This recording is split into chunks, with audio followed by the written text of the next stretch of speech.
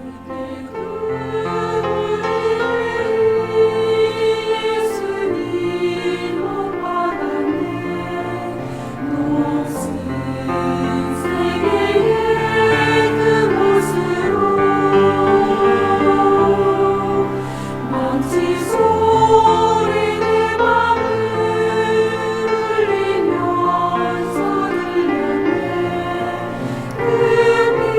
피로 빚으신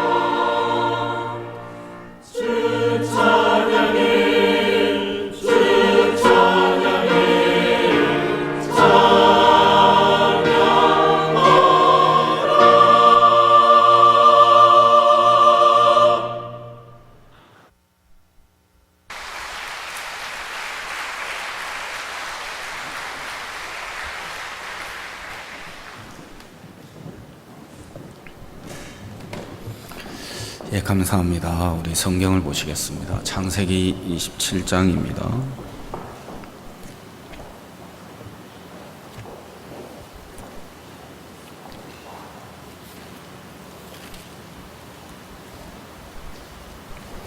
(27장) 1절부터 읽겠습니다.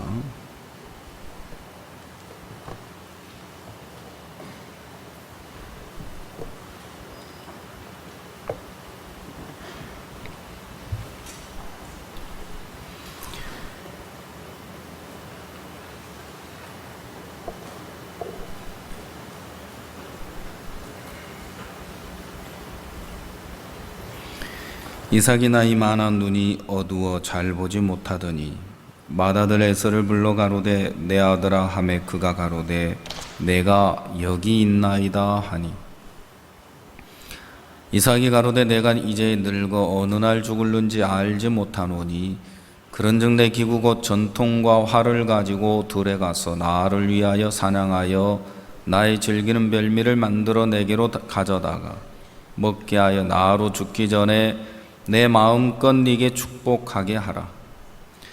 이삭이 그 아들 에서에게 말할 때 리브가가 들었더니 에서가 사냥하여 오려고 들로 나가매 리브가가 그 아들 야곱에게 일러 가로되 내 부친이 내 형 에서에게 말씀하시는 것을 내가 들으니 이르시기를 나를 위하여 사냥하여 가져다가 별미를 만들어 나로 먹게 하여 죽기 전에 여호와 앞에서 네게 축복하게 하라 하셨으니 그런즉 내 아들아 내 말을 쫓아 내가 네게 명하는 대로 염소떼에 가서 거기서 염소의 좋은 새끼를 내게로 가져오면 내가 그것으로 내 부친을 위하여 그 즐기시는 별미를 만들리니 네가 그것을 가져 내 부친께 드려서 그로 죽으시기 전에 네게 축복하기 위하여 잡수시게 하라.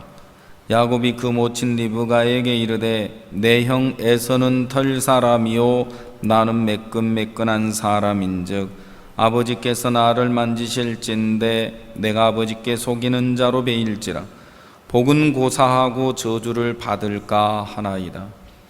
어미가 그에게 이르되 내 아들아 너의 저주는 내게로 돌리리니 내 말만 쫓고 가서 가져오라.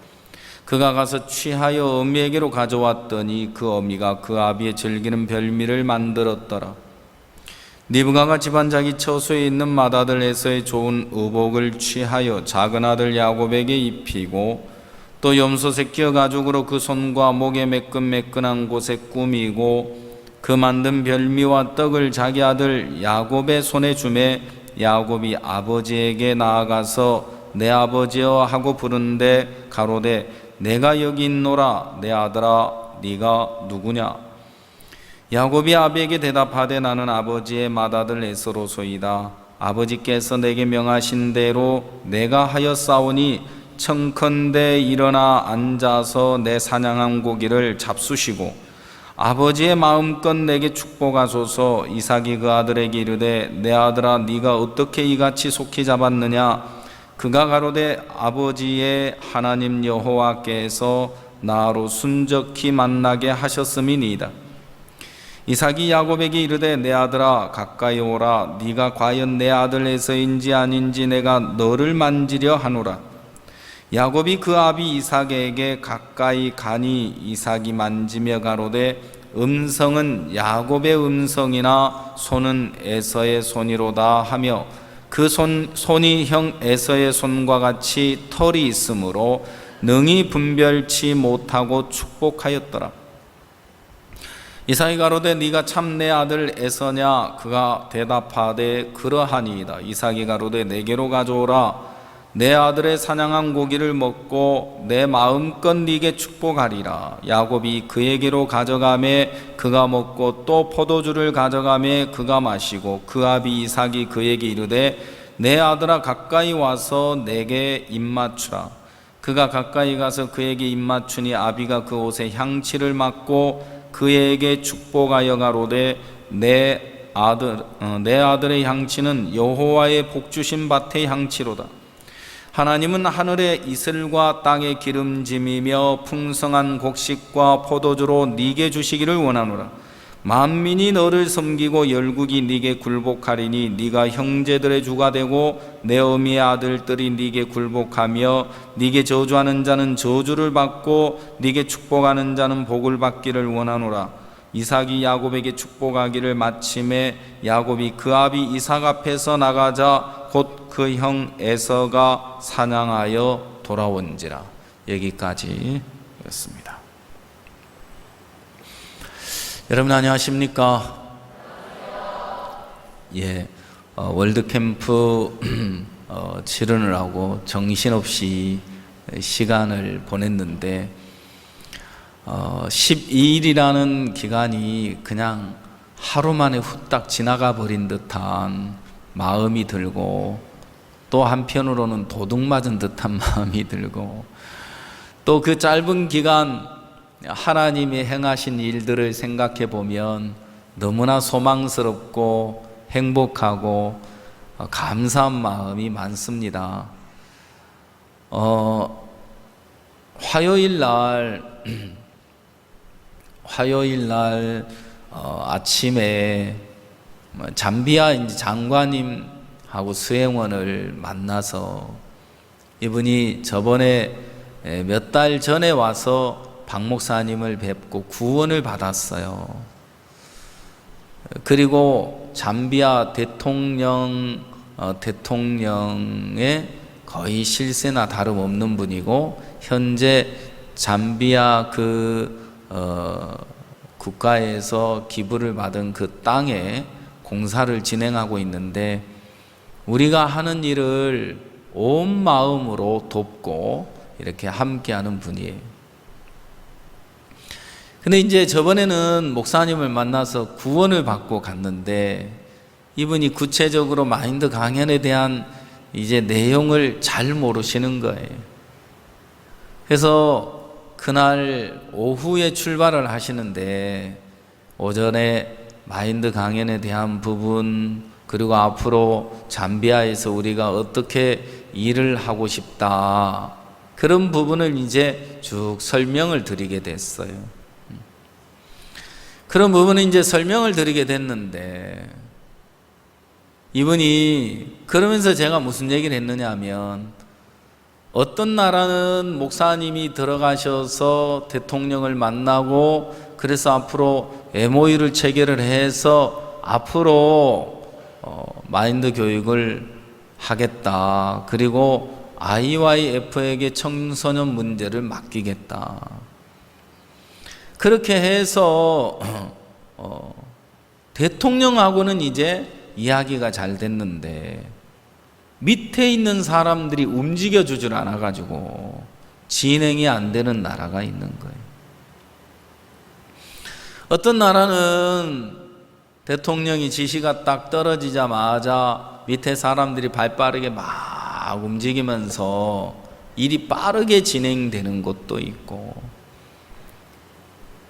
스와질랜드 같은 경우는 국왕께서 특별준비위원회를 만들어라, 그래서 IYF 측에서도 특별준비위원회를 이제 파견했고, 그리고 그쪽에서도 이제 정부 차원에서 준비위원회가 결성이 돼서 서로 이렇게 MOU 체결을 하고 앞으로 어떻게 우리가 일을 해 나가자 결정을 내렸는데, 결정은 내려졌는데 구체적인 일이 진행이 안 되는 거예요.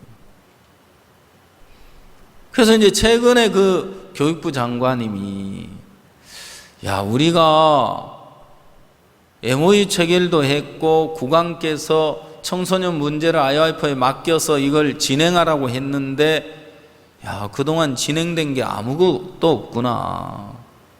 야, 우리가 이렇게 있으면 안 되겠다.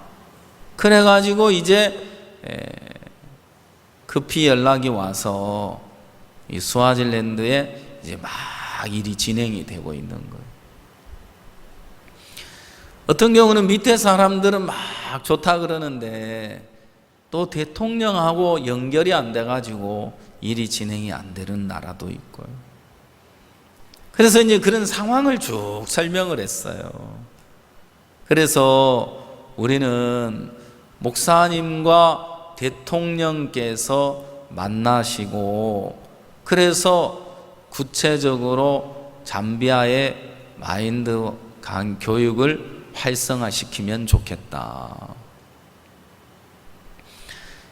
이 잠비아 장관이 무슨 얘기를 하느냐면, 일찍 들어오려고 했는데 에티오피아에서 아프리카 정상회담이 있었다는 거예요. 대통령과 함께 아프리카 그 에티오피아의 정상회담을 참석하고 한국에 나오려고 하는데, 대통령께서 너는 한국에 나를 대신해서 가는 거다. 그래서 가서 잘 보고 듣고 배워서 와라. 이제 그렇게 이야기를 했다고 하시면서 장관님께서 뭐라고 말하느냐면, 저는 제 귀는 대통령의 귀입니다. 제 입은 대통령의 입입니다. 저는 대통령님을 대신해서 왔습니다. 그리고 언제든지 잠비아에 오십시오. 원하는 대로, 하고자 하는 대로 얼마든지 일을 할 수 있도록 제가 돕겠습니다. 그리고 IYF에 땅을 줬다는 건 이미 저희들이 이 IYF라는 단체가 어떤 단체인지 다 검증을 거쳤습니다. 그래서 이 단체가 믿을 만한 단체라는 게 확정이 됐기 때문에 저희들이 땅을 기부해 드린 거고, 땅을 드린 그 자체가 IYF를 믿는다, 이제 같이 일을 하겠다 하는 겁니다. 야, 그 장관님 이야기를 듣는데 마음이 막 시원해지더라고요. 그래서 목사님은 이제 대통령과 만남이 이루어져야 가실 수가 있습니다. 현재 목사님을 대통령께서 초청하는 친서를 가지고 온 장관님들이 여러 분 됐습니다. 그래서 벌써 이제 일정이 굉장히 빠듯한데, 이 장관님이 뭐라고 이야기하느냐면, 언제든지 좋습니다. 언제든지 날짜만 이야기하시면 저희들이 추진하겠습니다. 그러면서 이 장관님이 우리와 하나가 돼 있는 걸 느낄 수 있는 거예요. 가족이더라고요. 하나님이 이렇게 구원을 받으니까 한 형제가 되고, 장관님이지만 그리스도 안에 형제가 돼서 마음이 막 통하는 거예요. 그래서 같이 대화를 나누는데 너무 행복하고 감사했습니다. 캠프를 마치는 그 캠프 진행 과정에서 이제 총장 포럼에 가서 제가 또 이제 사회도 보기도 하고, 이렇게 총장님들 한 분 한 분 만나서 인사를 하면 이분들이 막 마음이 열려가지고, 우리 대학에서 캠프를 하려면 어떻게 해야 합니까? 어떤 조건으로 해야 합니까? 한국에서 오신 분들 사례비를 드려야 됩니까? 말아야 합니까? 부터 시작해서 하나하나 묻고, 저희들 대학에서 캠프를 열어주십시오. 한 총장님은 코소보에서 왔는데, 코소보가 어디 있지? 하고 보니까 유럽에 있더라고요. 알바니아 옆에 있는데, 알바니아에는 교회가 있는데 그 코소보라는 나라에는 아직 교회가 세워져 있지 않아요. 아직 교회가 세워져 있지 않는데 유럽에 있는 사역자들이 무전전도행을 나라에 떠났대요. 교회가 없는 나라에 아무 연고자 없이 이제 떠나서 대학을 찾아가고 정부기관을 만나고 또 복음을 전하고 마인드 강연을 하고 그러면서 이제 교회가 없는 나라에 교회가 하나하나 세워져 가는 거예요. 하나님은 우리 앞에 열린 문을 두시고 일을 하고 계시더라고요. 목사님이 2년 전에 하나님께 내가 기도하고 있다. 저 많은 일반 교회를 다니는 사람들이 많은데 구원받지 않은 저 많은 사람들 우리에게 보내주십시오. 그러면 우리가 그들에게 복음 전하겠습니다. 근데 정말 그때 이후로 우리가 대전도 집회를 치르고 이렇게 복음을 전할 때 하나님이 우리가 생각지 못한 새로운 분들을 계속해서 보내시고 일을 하시는 걸 볼 수 있는 거예요. 그래서 우리가 수고하고 노력해서 되어지는 세계가 아니라 하나님의 은혜로 되어지는 것이라는 거죠. 제가 성경을 보면 하나님의 마음을 읽을 수 있지요. 나를 향하신 하나님의 마음을 만나면 나 같은 사람을 사랑하시는구나, 나 같은 사람을 기억해 주시는구나, 나 같은 사람을 품고 계시는구나, 이런 나를 용납하고 계시는구나. 내가 스스로 회개해 보려고 해도 안 되는데 성경은 이미 로마서 2장 4절에 혹 네가 하나님의 인자하심이 너를 인도하여 회개케 하심을 알지 못하여 그의 인자하심과 용납하심과 길이 참으심의 풍성함을 멸시하느뇨. 네 고집과 회개치 아니한 마음을 따라 진노의 날 하나님의 진노를 쌓는다 그랬어. 제가 생각을 해봤어요.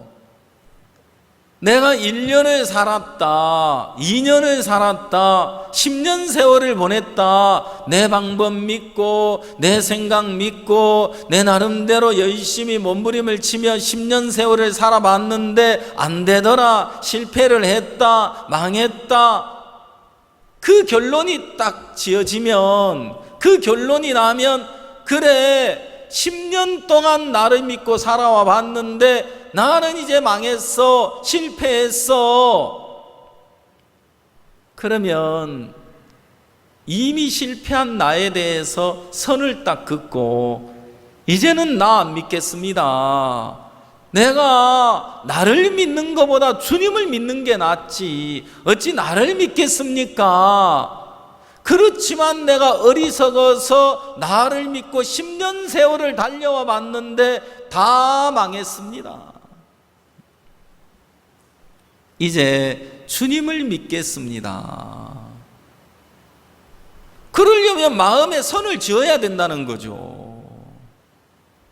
10년 세월 나를 믿고 살았는데 내 마음의 길을 걸어왔는데 안 됩니다, 실패했습니다, 망했습니다, 저주입니다, 저는 이제 길이 없습니다.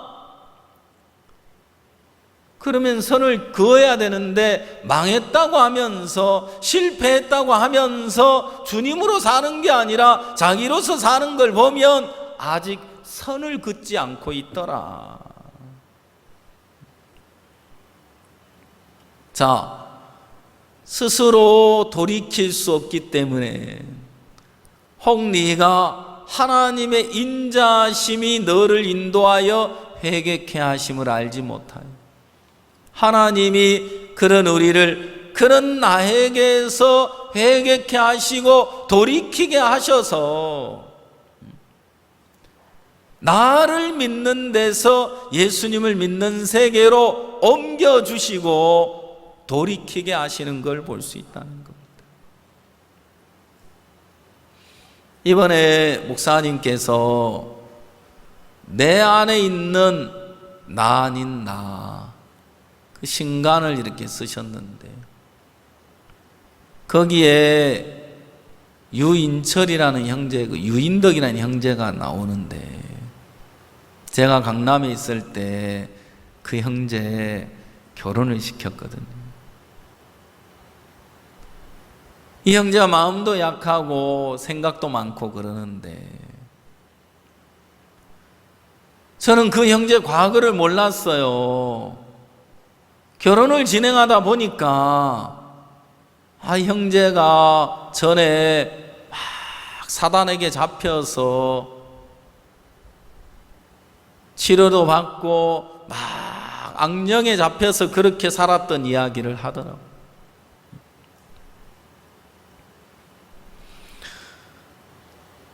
중학교 때, 초등학교 때 중국에 가서 학교를 다니면서 북경대 경영학과를 들어갔는데,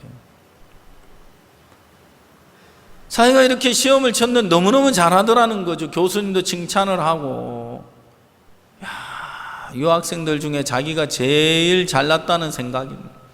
나만큼 하는 사람 어디 있어? 내가 최고야. 그 생각이 어느 날 딱 들어지면서, 그 생각이 딱 들어지니까 다른 유학생들 다 무시하게 되고 뭐든지 자기는 할 수 있는 사람인 것처럼 여겨지더라는 거죠. 그래서 2학기에 이제 과목 신청을 하는데, 가장 북경대에서 어렵다는 곳이 영어과인데, 그 과를 지원해 가지고 공부를 이렇게 하게 됐는데, 열심히 공부를 해 가지고 시험을 쳤는데 점수가 7점 나왔다 하더라고요. 100점 만점에서 7점. 그때 충격을 받은 거죠. 너무 부끄럽고 창피하고 마음에서 그런 자신이 용납이 안 되는 거예요. 인정이 안 되는 거죠. 그러면서 생각에 사로잡히면서 일주일을 잠을 못 자게 됩니다. 일주일 잠을 못 자고 불면증으로 시달리다가 어느 순간부터 막 이 눈꺼풀이 흔들리고 막 이렇게 볼기짝에 막 피부가 막 흔들리는데 생각이 찾아오는 거예요. 야, 내가 이 볼이 흔들리고 막 움직이는 거, 이 피부가 움직이는 건 공안이 나를 감시하고 있어서 그래. 어디선가 경찰이 지금 나를 감시하고 있는 거야. 그런 생각에 사로잡혀서 학교도 못 다니고 공부도 못하고 막 악령에 끌려다닌 거예요. 한국에 나왔는데 어머니가 구원을 받고 교회를 나오신 아들을 데리고 목사님을 찾아온 거예요. 목사님이 그 형제의 이야기를 쭉 들으면서 이야기를 했어요. 자, 내가 의사라고 생각을 해봐라. 자, 내가 장티푸스 걸려있다고 생각하는데, 내가 의사라고 하면, 내가 말라리아라고 하면 말라리아냐 장티푸스냐? 그야 말라리아죠. 그렇지. 자네가 생각할 때 아무리 그게 장티푸스라 해도 의사가 말라리아라고 하면 말라리아인 거야. 그리고 의사의 말을 받아들이면 예, 그렇네요. 제가 잘못 생각했네요. 저는 말라리아 걸린 거네요. 그래, 바로 네 생각을 버리고 의사의 말을 듣는 거야. 지금 너는 악한 영에 잡혔어. 악한 영이 네 속에 그런 생각을 넣어서 너를 종을 삼아서 끌고 가고 있는 거야. 네가 볼 때 장티푸스지만 의사가 말라리아라면 말라리아인 것처럼 네 속에 올라오는 그 모든 생각의 세계는 악한 영이 너를 속이고 이끌어가는 세계인 거야. 너 아니야. 그러면서 이 형제가 그 생각에서 탁 벗어나서 자유를 얻고, 제가 강남에 있을 때 보니까 고등학교에 체험담, 그 굿뉴스코 체험담 강연하러 학생들이 다니는, 청년들이 다니는데 이 형제 줄기차게 다니더라고요. 그래서 가끔 잠을 자려고 누우면 막 자기도 모르게 고개가 이렇게 흔들리는 그런 습관이 있는데 그거 뭐 전혀 문제 안 된다 하더라고요. 병원에 가서 다 치료받고 검사를 받고 아무 이상 없다. 완전히 형제가 새 사람이 돼서 사는데, 자매하고 둘이 이제 만나서 선을 보게 됐는데 1시간 가서 이야기하고 오라 그랬더니 2시간이 돼도 안 와요. 나중에 보니까 2시간 반을 이야기했다 하더라고요. 둘이 앉아서. 지금 결혼해서 사는데 너무너무 행복해요. 자매도 형제를 그래 사랑하고, 형제도 자매를 그래 사랑하고. 여러분, 그 형제가 악한 영이 넣어준 그 생각에 사로잡히면서 생각에 끌려가는 동안 정상적인 삶을 살 수 없고, 그 생각에 사로잡혀 사는 동안 불행한 삶을 살 수밖에 없는. 근데 중요한 건 그 생각 하나에서 벗어날 방법이 자기에게는 없다는 사실. 버나드 앤드류라는 사람이 전쟁터에서 원숭이를 사서 키우다가 이 원숭이가 시름시름 하면서 막 힘을 잃고 있는데, 그 원숭이를 끌어안고 막 머리를 쓰다듬고 목을 만져주는데 그 목에 턱 걸리는 게 있는데, 어릴 때 철사줄을 목에 매놨는데 그게 살 속에 박혀 있는 게 뭐였어? 그 철사줄을 원숭이는 스스로 풀 수가 없잖아요. 앤드류가 이야기를 하고 설명을 해주죠. 야, 내가 이거 살을 도려내서 이걸 이렇게 딱 풀어가지고 너를 여기서 자유케 해줄게. 알아듣는지 못 알아듣는지 모르겠지만 설명을 하고 칼과 벤치를 가지고 와서 숲속에 들어가서 막 살을 도려내는데 아프지만 피가 막 철철 나지만 원숭이가 가만히 있는 거예요. 그리고 벤치로 매듭을 찾아서 딱 잘라서 그 철사줄을 풀어주게 되는 거죠. 몇 주 전에 한 자매님이 중학교 3학년 아들을 데리고 왔어요. 앉자마자 저에게 뭐라고 이야기하느냐면, 자매님이 얘가 게임 중독에 걸렸어요.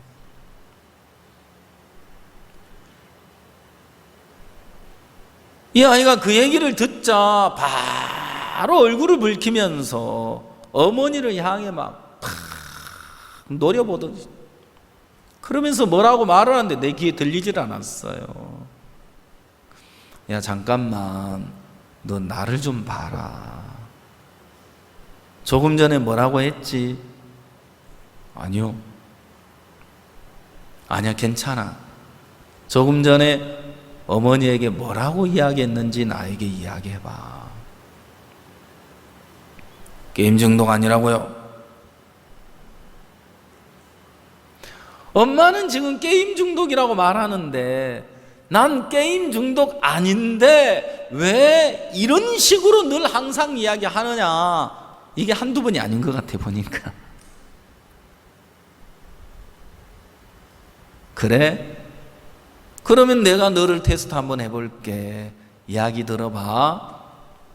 공부를 열심히 하는 거야. 이야, 몸이 뻐근한데 좀 쉬었다 해야 되겠다. 쉬는 시간에 게임 좀 할까? 그래서 한 30분 했다고 해봐. 야, 이 정도에서 끝내야 되겠다. 다시 공부해야지 하고 컴퓨터를 딱 끄고 공부를 하는 학생이 있어. 두 번째 학생이 있는데 공부를 하고 앉아 있는 거야. 근데 공부를 하고 앉아 있는데 생각에 게임하고 싶은데 언제 게임하지? 엄마는 왜 밖에 안 나가는 거야? 왜 자꾸 나를 감시만 하고 있는 거야? 진짜 미치겠다.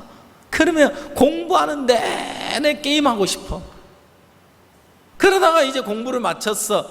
이야, 이제 해방이다. 게임해야지. 그리고는 게임을 하더니 30분만 하는 게 아니라 게임을 한번 하기 시작하면 3시간은 기본이라 하대요. 맞아요, 학생들? 거기는 대답 잘 안 하네. 한 번 하면 빠진대요, 거기. 제 둘째가 있어요. 이 녀석은 평상시 게임을 절대 안 해요. 하도록 허락도 안 해주지만. 그런데 1년에 딱 2번 해요. 그날이 언제냐고요? 시험 보는 첫날. 기가 막히잖아요. 내일 시험 공부해야 되는데, 시험 준비해야 되는데 하루 시험 치고 PC방에 가는 거예요. 반드시. 제가 몇 번 겪어봐가지고 알잖아요. 이 녀석 오늘 시험 기간이지. 오늘 또 이 녀석 틀림없이 PC방 갈 거야. 그리고는 그날은 내가 마음 딱 정하고 이제 기다리고 있는 거예요. 시험이 11시쯤 끝났는데 와야 되는데 안 오는 거예요. 12시, 1시, 2시, 3시, 4시 돼서 왔어요. 내가 이제 작심하고 기다리는 중이기 때문에 너 이리 와봐라. 너 공부 시험 몇 시 끝났어? 11시에요. 어디 갔어? 친구 집에요. 뭐 했어? 라면쌈을 먹었어요. 그리고 공부했어요. 그래? 근데 내가 생각할 땐 말이야, 어떤 부모가 시험 기간에 친구 데리고 와서 노는 걸 좋아할 사람 부모가 아무도 없어. 근데 자, 라면 먹었어. 그래서 자, 12시 반, 1시라고 생각하자.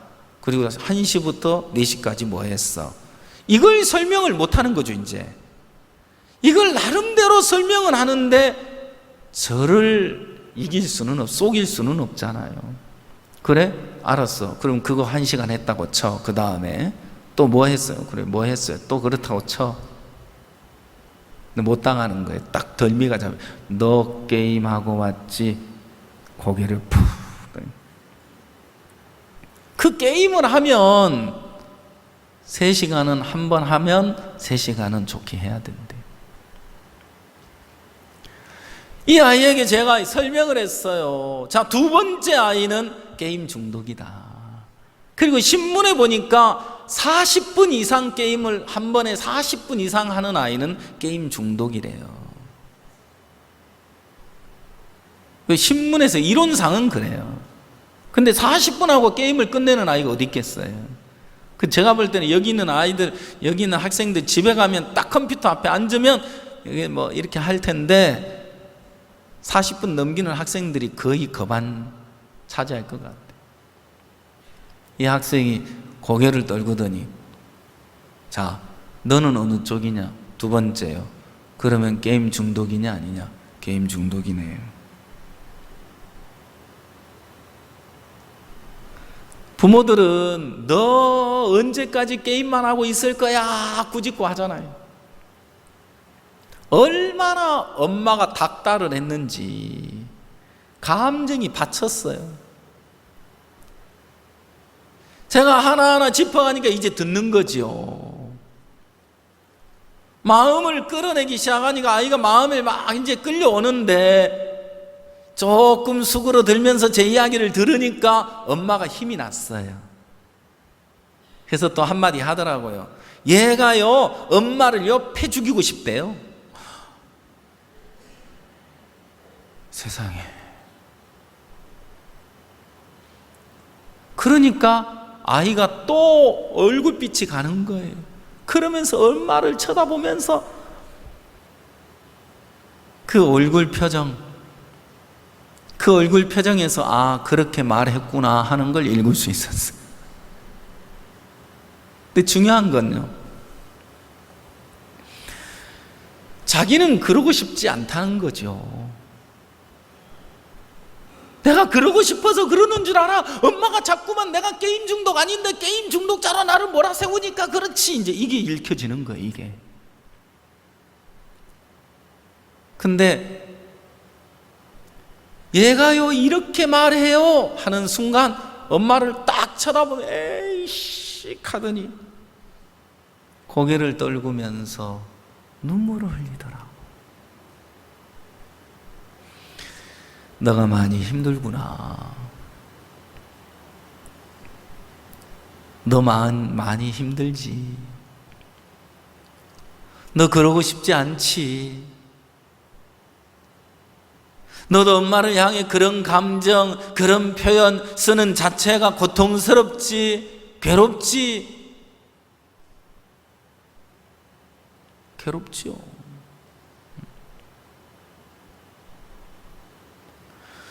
지금 말을 안 해서 그렇지, 형제자매들 가운데 그런 아이들 문제를 두고 있는 형제자매들이 많을 거예요.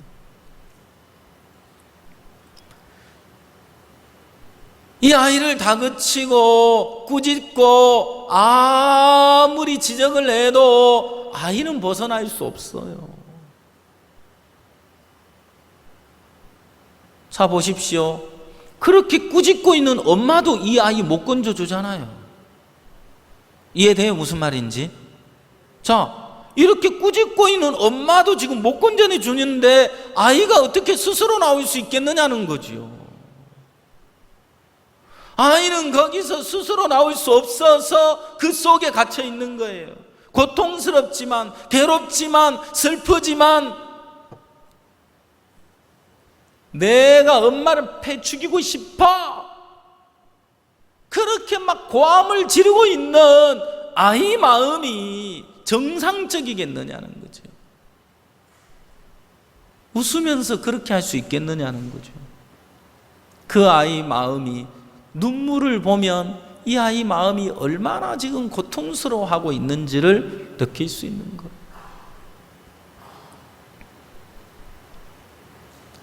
그 마음이 드러나면 그때부터 마음을 이끌어 줄 수가 있어요. 그 마음이 드러나기 전에는 마음의 이끌림을 받을 수가 없어요. 왜요? 지키려는 마음, 가리려는 마음, 숨기려는 마음밖에는 없으니까요.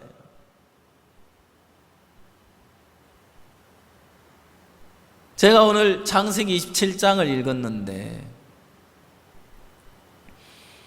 대구 홍군부대 근무했는데 제 동기생이 활주로 안에 비행대에 근무하고 있었어요. 우연한 기회에 동기생이 거기 있다는 사실을 알고 일요일 날, 토요일 날 오후에 한 번씩 만나는 거예요. 첫 만남에 창세기 27장을 펴놓고 복음을 전했어요. 전도하는데 27장이 이게 안 넘어가는 거예요. 어떻게 에서가 축복을 받아야 되는데 야곱이 복을 받냐? 야곱이 복을 받는 것까지는 내가 이해가 된다마는, 그런데 또 에서는 어떻게 저주를 받을 수가 있느냐? 난 그거 이해 못하겠다. 이게 이제 만나면 싸움인 거예요. 근데 재밌는 건 이 친구를 자주 만나는 게 아니에요. 몇 개월에 한 번씩 만나니까 저번에 이 교제했던 걸 까마득히 잊어버렸어요. 저번에 만나서 창세기 27장 가지고 교제하다가 변론하다가 끝났잖아요. 그 다음 만났는데 몇 개월 만에 만나니까 내가 무슨 말씀 가지고 그때 교제했는지 기억이 안 나는 거예요. 그래서 또 나도 모르게 창세기 27장을 펴놓고 또 교제가 시작돼요. 그러면 또 이제 이 친구는 안 풀어졌기 때문에 야, 이거 저번에 너 이야기했잖아. 그러면서 또 이제 막. 제가 공군에 35개월 근무하고 제대를 했는데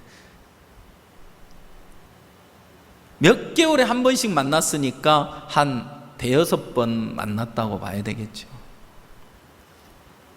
그러는 동안 만날 때마다 창세기 27장을 가 교제했는데 안 풀어지는 거예요. 제가 전도자가 돼서 전주 대전도 집회를 갔는데 이 친구가 구원을 받았더라고. 전주교회 와가지고. 지금 이제 교회 안에서 결혼해가지고 복음을 섬기고 있는데 한 번씩 전주에 가서 보면 얼마나 반가운지. 그래도 구원받은 형제라 가지고 동기생인데 야 하고 이렇게 할 수 있는데 나는 야 영성아 하고 그러면 황영성인데 영성아 그러면은 이제 그 친구는 목사님 하고 이제 야 말 놔라 동기잖아 우리끼리 말 놔라 그랬는데 그게 잘 안 되는가 봐요. 이 성경에 보면 이삭 아버지가 에서를 불렀어요. 너는 네 활과 전통을 의지해서 가서 사냥에 가져와서 별매를 만들어 오면 내가 너에게 복을 빌어줄게. 그 이야기를 어머니 리브가가 듣고 야곱에게 이야기를 했어요. 네 아버지가 너 형 에서에게 복을 주려고 하더라. 너 내 말 듣고 염소떼에 가서 염소 잡아와. 그럼 내가 별미 만들어 줄게. 그래서 가서 복 받아라. 그러니까 예 하는 게 아니고 그건 말도 안 돼요. 누가 들어봐도 이건 말이 안 되는 이야기죠. 여러분, 성경은 우리 상식에서 벗어난 이야기를 하고 있는 거예요. 여러분들이 도덕책, 양심적인 어떤 세계를 이야기하고 있는 게 아니에요. 성경은 도덕책이 아니에요.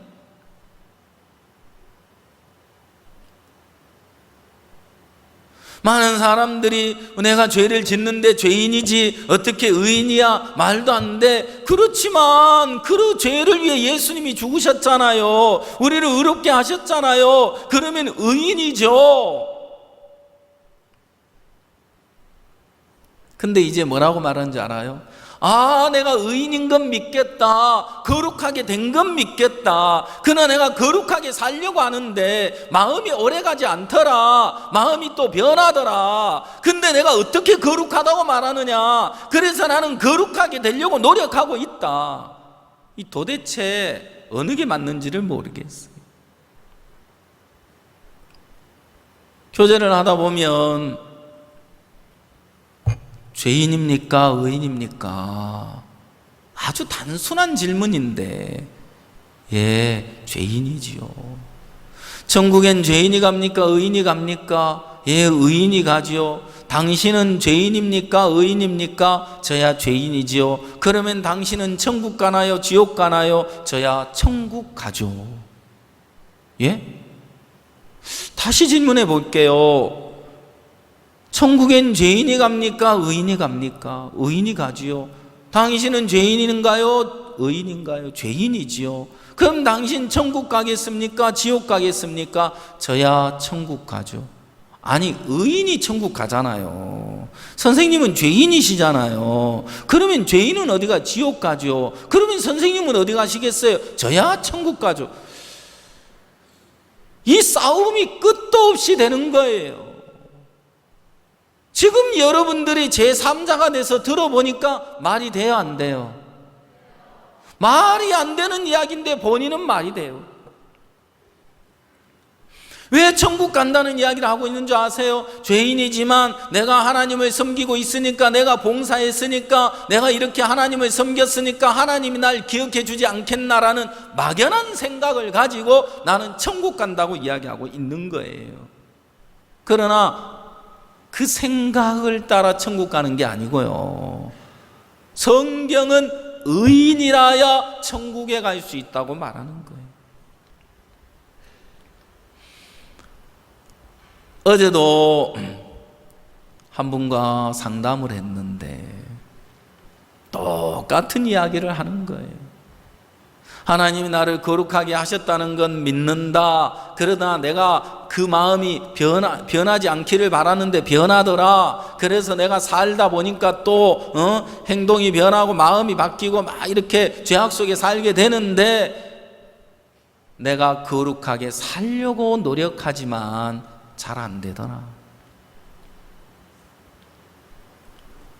그러니까 중요한 건 뭐냐면, 나는 여전히 추하고 더럽고 형편없는 인간이지만 이런 나를 향하여 하나님이 거룩하다면 거룩한 건데, 하나님이 거룩하다는 걸 믿는다면서 나는 이렇지 않기 때문에, 나는 거룩하지 못하기 때문에 나는 거룩하다고 말을 못하겠다. 그거 자기 믿는 거예요. 거룩하게 하신 하나님을 짓밟고. 맞습니까? 자, 하나님을 믿는 사람은 내가 아무리 추하고 아무리 더럽고 아무리 거짓된 인간이라 할지라도 이런 나를 거룩하다고 하셨다면 나는 거룩합니다. 그 사람이 하나님을 믿는 사람인 거예요. 맞습니까? 그렇죠. 자, 에서는 아버지의 이야기를 듣고 바로 사냥하러 갔어요. 야곱은 어머니 이야기 들으면서 안 돼요, 안 돼요, 말도 안 돼요, 어떻게 그런 일이 있을 수가 있어요? 들을 수가 없는 거예요. 왜요? 자기 생각과 맞지 않기 때문에. 야곱이 자기를 믿어요. 자기를 바라봐요. 야곱이 자기 자신을 쳐다보면서 안 돼요, 그럴 수 없어요, 나는 매끈매끈한 사람이에요. 형은 털 사람이잖아요. 내가 아버지께 속이는 자로 보이게 될 거예요. 복은 고사하고 저주받게 될 건데요. 야곱은 정확한 걸 알고 있어요. 자기로서 아버지 앞에 선다면 저주라는 사실을 정확하게 알고 믿고 있기 때문에 그 생각의 세계를 넘어갈 수 없는 거예요. 자, 우리 성경을 보겠습니다.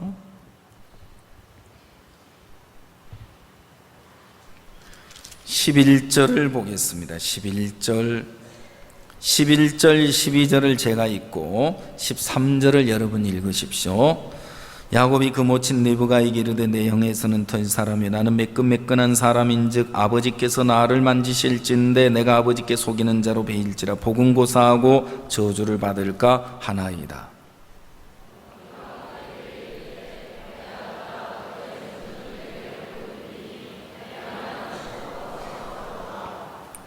자, 야곱 마음에 주장하고 있는 생각, 내 형에서는 털 사람입니다. 나는 매끈매끈한 사람이고요.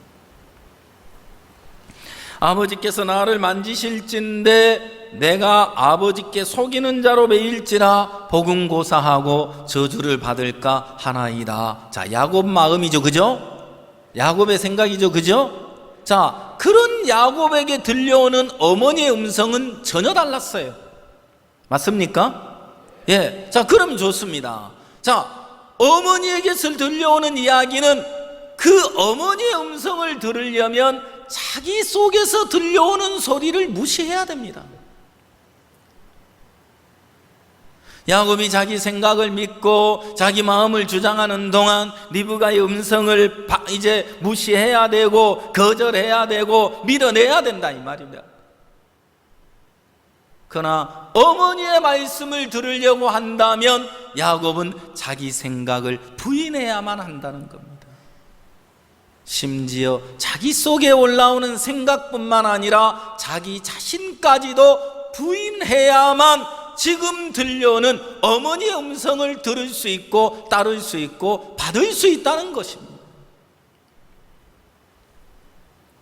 어머니가 뭐라고 이야기합니까? 자, 네가 문제를 삼고 있는 거, 너에게 조건이 없다는 거, 네가 매끈매끈하다는 거, 아버지를 속이는 자로 베일 거라는 거, 저주받을 거라는 모든 네 마음의 문제로 여기는 거 다 내려놔라.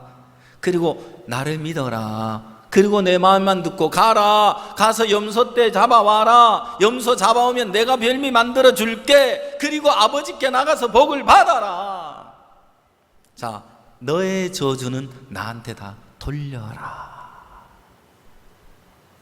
여러분, 내가 받을 저주를 대신해 줄 분이 있는데 저주받을 걸 두려워할 필요가 있어요, 없어요? 없어요. 없어요. 자, 아버지가 가장 좋아하는 별미 누가 만들 수 있어요? 어머니 리브가가 만들 수 있어요. 야곱이 어머니 자기를 부인하고 어머니의 음성을 듣고 염소떼에서 잡아왔어요. 별미 만들어 주죠. 그리고 가죽으로 다 이제 매끈매끈한 그 몸을 털사람으로 만들어주고 에서의 옷을 입혀서 야곱은 없고 에서로 아버지 앞에 서는 거예요. 너의 저주는 내게로 돌리리니. 자, 그 음성을 들을 때 야곱은 죽고 에서가 있습니다. 맞습니까? 아버지 앞에 갔어요. 아버지 맏아들 에서입니다. 아버지 제가 왔습니다. 너 누구냐? 아버지 맏아들 에서인데요. 너 어떻게 이렇게 빨리 잡았어? 아버지 하나님이 순적하게 잡게 하셨습니다. 그래? 근데 이상하네. 목소리를 들으니까 야곱의 음성인데 어디 손 좀 만져보자. 털 사람이구나. 아유 에서구나. 알았다 하고 딱 복을 명하는 거예요. 자, 아버지 이삭이 야곱에게 복을 다 명하고 나니까 에서가 받을 복이 남았어요, 안 남았어요? 남지 않았어요. 자, 이제 이 성경을 한번 읽어보겠습니다. 30절, 이삭이 야곱에게 축복하기를 마침에 야곱이 그 아비 이삭 앞에서 나가자 곧 그 형 에서가 사냥하여 돌아온지라. 자, 그 다음에 34절, 에서가 그 아비의 말을 듣고 방성대곡하며 아비에게 이르되 내 아버지여 내게 축복하소서, 내게도 그리하소서. 자, 아버지가 말합니다. 39절, 그 아비 이삭이 그에게 대답하여 가로되 너의 주소는 땅의 기름짐에서 뜨고 내리는 하늘 이슬에서 뜰 것이며 너는 칼을 믿고 생활하겠고 내 아우를 섬길 것이며 네가 매임을 벗을 때에는 그 멍에를 내 목에서 떨쳐버리라 하였더라. 자, 너의 주소는 땅의 기름짐에서 뜨고 내리는 하늘 이슬에서 뜰 것이며, 자, 에서에게는 저주가 임하고 야곱에게는 축복이 임하는 것을 볼 수 있습니다. 그렇죠? 자, 야곱이 에서가 어떻게 저주를 받았죠? 아버지 말씀대로 순종하고 왔는데 저주였습니다. 맞습니까? 예, 순종하고 왔는데 저주였습니다. 에서는 행위를 말하고 있습니다. 인간의 의로운 행위를 의존하고 나갔을 때 그가 저주를 받는다는 것입니다. 구원은 은혜로 받는 것입니다. 구원은 행위로 받는 게 아닙니다. 야곱은 은혜로 구원을 받는다는 이야기입니다. 어떤 목회자가 이렇게 설교했습니다. 창세기 27장을 설교하면서 여러분 창세기 27장을 보십시오. 자, 동생이 형님에게 돌아올 복을 이렇게 가로채서 되겠습니까? 요즘 형제간의 재산 다툼으로 사람을 죽이기도 하는데 여러분 형제 우애하십시오. 성경이 도덕책 아닙니다. 이해하시겠습니까? 어떤 목사님이 주일 학생에게 물었습니다. 얘야, 이 여리고를 누가 무너뜨렸니? 예? 제가 안 그랬는데요. 그 참 기가 막혀서 교사를 불렀어요. 선생님, 여리고성 누가 무너뜨렸느냐 물으니까 이 학생이 자기가 안 그랬다는데 어떻게 된 겁니까? 선생님 말, 목사님, 제가 1년 동안 이 학생을 가르쳐 봤는데요, 이 학생은 절대 거짓말하는 학생이 아닙니다. 이게 또 무슨 말이야?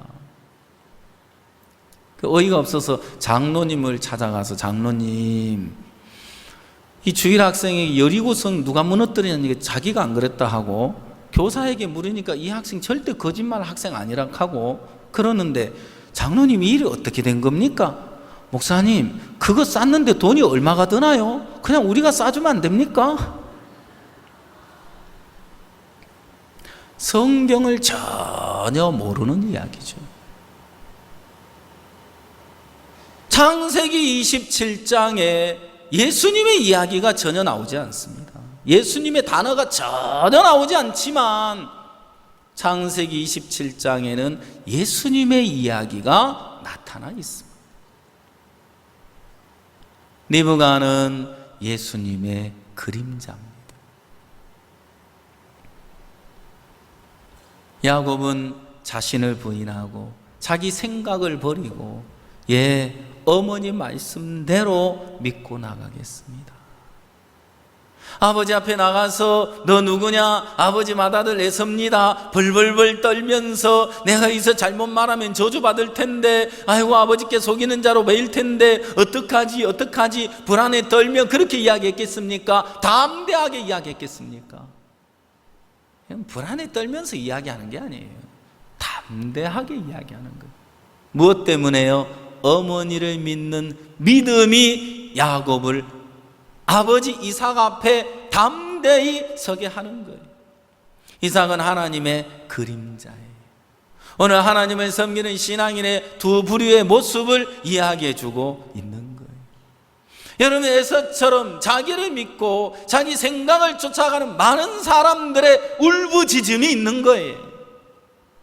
말도 안 돼. 어떻게 이렇게 내가 열심히 정성을 쏟아서 별미를 만들어 왔는데, 내가 사냥을 해서 잡아오기까지 얼마나 내가 수고를 했는데 나를 인정해 주지 않는다는 거야? 아니, 나에게 저주를 퍼부을 수가 있어. 복은커녕 저주라니, 말도 안 되는 이야기야. 여러분, 이렇게 하나님 앞에 섰을 때, 심판대 앞에서 울부짖을 사람들이 많다는 겁니다. 로마서 4장의 4절에 일하는 자에게는 그 싹을 은혜로 여기지 아니하고 빚으로 여기거니와 일은 아니할지라도 경건치 아니한 자를 의롭다 하시는 이가 있다고 했습니다. 하나님은 일을 아니할지라도 경건치 아니한 자를 의롭다고 하시는데, 일하는 자, 내가 이렇게 열심히 봉사하고 수고하고 노력했는데 아니 나에게는 의롭다 하지 아니하시고 저 죄인을, 저 거짓된 인간을, 저 추하고 더러운 인간을 의롭다 하셔. 말도 안 돼. 하나님은 이해가 안 돼. 도대체 무슨 하나님이 그런 하나님이 있어? 자기 생각을 가지고 믿는 사람들은 하나님을 원망하고 하나님을 틀렸다 말하는 거예요. 나를 옳게 여기는 사람들은 하나님을 믿지 않아요. 나를 옳게 여기는 속에서는 결코 하나님과 마음이 만나질 수가 없어요. 여러분이 아무리 진실하다 해도, 여러분이 아무리 성실하다 해도, 여러분이 아무리 의롭다 해도, 경건하다 해도 하나님은 인간의 것을 받지 않으십니다. 오늘 하나님은 예수 그리스도를 받으십니다. 아멘. 자, 우리 로마서 3장 19절을 보겠습니다.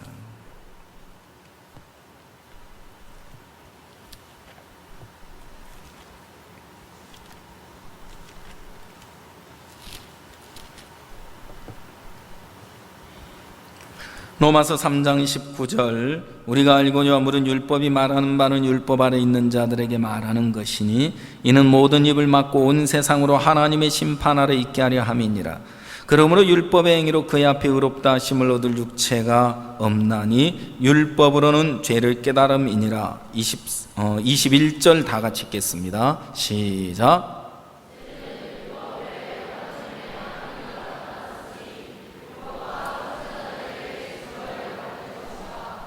여러분, 이 성경에는 뭘 이야기하고 있느냐 하면요, 율법의 행위로 그의 앞에 의롭다함을 얻을 육체가 없나니 율법은 죄를 깨달음이니라. 이제는 율법 외에 그랬습니다. 자, 여기서요, 이제는 율법 외에 하나님의 한 의가 나타났다 그랬습니다.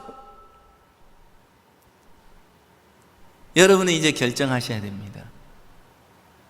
율법의 행위로 여러분의 행위가 의로워져서 여러분의 의로운 행위로 여러분의 의로 하나님 앞에 설 것이냐, 율법 외에 한 의가 나타났는데 그 예수 그리스도의 의로 말미암아 설 것이냐, 선택을 하셔야 됩니다.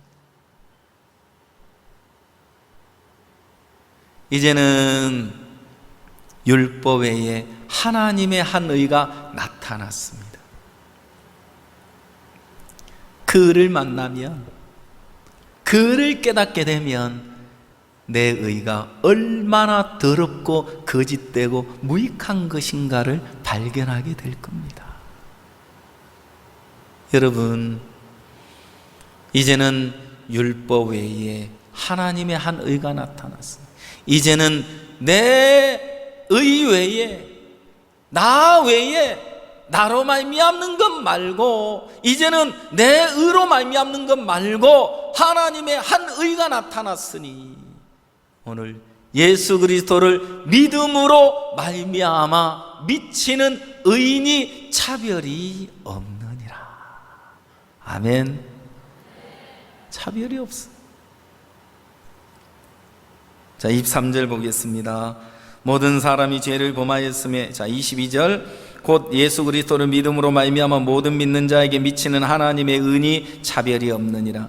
모든 사람이 죄를 범하였으며 하나님의 영광 이르지 못하더니 그리스도 예수 안에 있는 구속으로 말미암아 하나님의 은혜로 값없이 의롭다 하심을 얻은 자 되었느니라. 여러분, 우리는 언제나 더럽고 추하고 거짓된 인간입니다. 그런 여러분 바꿔가지고 하나님 앞에 서려고 하지 마십시오. 그런 여러분의 행위를 바꿔서 고쳐서 행위로 하나님 앞에 서려고 하는 사람은 결국 에서의 길을 가게 되는 것이고 저주를 받게 되는 것입니다.